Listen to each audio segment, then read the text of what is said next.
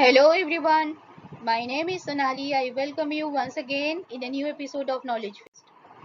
In today's video, you are going to learn what is blanket purchase order. So let's get started.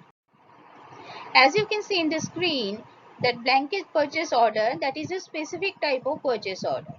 Then in what business scenarios blanket purchase orders are required? Blanket purchase orders are mostly created, for purchasing of routine items. Items can include materials, item can include services which are of routine nature. And those items, those non-stockable low value items and services are procured from specific supplier over a period of time repetitively. Okay, for example, office material, pens, notepad, etc, etc. So it may happen that at the end of every month you are purchasing these materials from a specific supplier. So in those cases, blanket purchase orders will be created for a particular value limit. Okay, so when we are creating a blanket purchase order, we are doing an agreement with the vendor that over a period of time I'm going to purchase certain items and services, certain items or services from you over a period of time, and the total value of the items or the services will not exceed the limit which I'm defining for my blanket purchase order. Okay, so it means that if I am creating a blanket purchase order, I'm setting the value limit as $1,000. Then it means that over a period of time I'm going to procure items and services from the supplier, and the total value of those items and services will not exceed $1,000. Okay, fair enough. Now when we are creating blanket purchase order, we are not maintaining or defining any material number or services, right? So it means that material master and service master creation is not required necessarily for blanket purchase order, but you need a vendor master record. Okay, and while creating the blanket purchase order, whatever negotiated terms and conditions you have established so far with your supplier, those will be used for obtaining the payment terms and tax code and etc. Okay, now one of the most important attributes of any blanket purchase order is that a blanket purchase order must be having a maximum limit.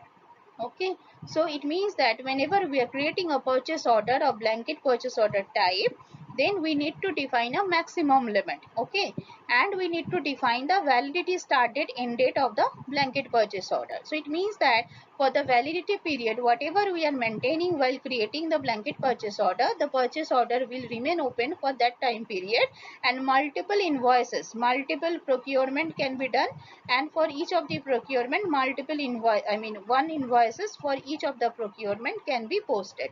So with reference to one single blanket purchase order, there can be multiple invoices. Okay, and another important point is that good receipt and service entry sheets are not posted for blanket purchase order. In normal procurement cycle, what happens, whenever there is a delivery of material or service, good receipt for materials and service entry sheet for services are posted in the system, right? But for blanket purchase order, there is no need to post any good receipt or service entry sheet in the system. Directly we can proceed to post the invoices. Okay, and if we have implemented an invoice verification process, therein the invoice will be validated against the purchase order. So that will be termed as two-way matching, because there is no good receipt or service entry sheet created for the blanket purchase order. Okay, another important point is that total value of all the invoices with reference to the same blanket purchase order must not exceed the blanket PO limit. Otherwise, the system will show an information or error message as per the configuration you have in your system.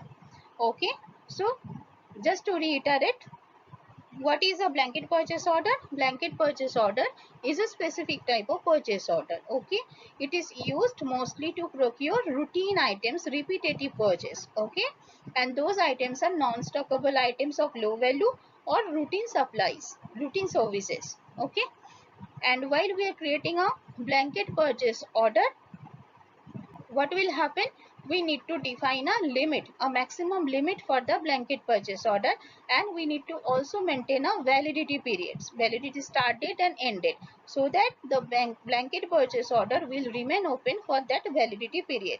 And during that time period, multiple procurement can happen. For each of the procurement, invoices will be posted, but the sum of all the invoices with respect to a single blanket order, blanket purchase order, okay, that should not exceed, that must not exceed the maximum limit defined for the blanket purchase order. Now there is one point. Say for example, I'm creating a blanket purchase order that the copy of the purchase order is sent to the supplier. So how the supplier will understand when to deliver the item or the services? It cannot deliver it immediately, right? You need to understand. So how it will happen? You know that there is a process, MRP, material requirement planning, which determines the requirement of component materials, right? It determines the schedule, it determines the quantity, it determines the component material. Okay, so these are the three outcomes of an MRP run. What is the material to be procured, what is the quantity to be procured, and what would be the timeline of that procurement. So based on the MRP run, based on the outcome of the MRP run, release orders can be automatically and directly sent to the supplier, so that supplier can understand, okay, there was a purchase, blanket purchase order which was sent to me, and with reference to that blanket purchase order, these are the release orders now which have been sent to me, and based on the release order quantity, based on the release the material specification will be there in the release order. What is the material, what is the quantity, what is the delivery date, expected delivery date, what is the shipping delivery location or shipping location. So all these informations will be contained in the release order, which will automatically created by the MRP run. Okay, and once the release order is created, it will be sent to the supplier. Essentially it authorizes the supplier to deliver the items. Okay, because based on the blanket purchase order only, the supplier cannot understand what material in which quantity by when at what place it has to ship, right, it has to deliver. So based on the release order information, or you can also call him or email him, right, and notify him which material, what quantity, which place, and by when the he or the supplier has to send the items. Okay, so overall, blanket purchase orders are created with a limit, blanket purchase orders are created with a validity date. Multiple invoices can be created, but the total value of the all the invoices must not exceed the blanket purchase orders limit. So this is blanket purchase order, how it is created and how it is operated in the system. Okay, now in the next slide, let us quickly look what are the benefits we get from a blanket purchase order. As we understand that for blanket purchase order, we are not creating service master, we are not creating material master, we are not posting good receipts, we are not posting service entry sheets. So all these intermediate stages of a procurement cycles are eradicated. Okay, so in that way, if we are using blanket purchase order for the routine procurement, routine purchases of low value items or services, it can make the things, it can make the process more easier, quicker, hassle free and linear, right? And there is no need to create intermediate or individual purchase order whenever there is a requirement of a material. What we are doing, we have a central purchase order, which is the blanket purchase order, and with respect to the blanket purchase order, material requirement planning, MRP will run, and as an outcome of the MRP, we can identify what is the requirement of a material, what should be the schedule, delivery schedule, and based on that, release order can be directly sent to the supplier, so that the supplier can send or can deliver that items or services at a particular delivery date, with a particular right quantity, with a particular right location, and with the right items, material or services. So the entire process become much more linear, much more faster, right? And since we are not creating individually the purchase order, so administrative cost, related to all those procurement stage, those administrative and cost, unnecessary cost can be removed as well. So my entire process become linear, my entire process become cost effective, so overall production cost can be minimized. So these are the benefits of using blanket purchase order.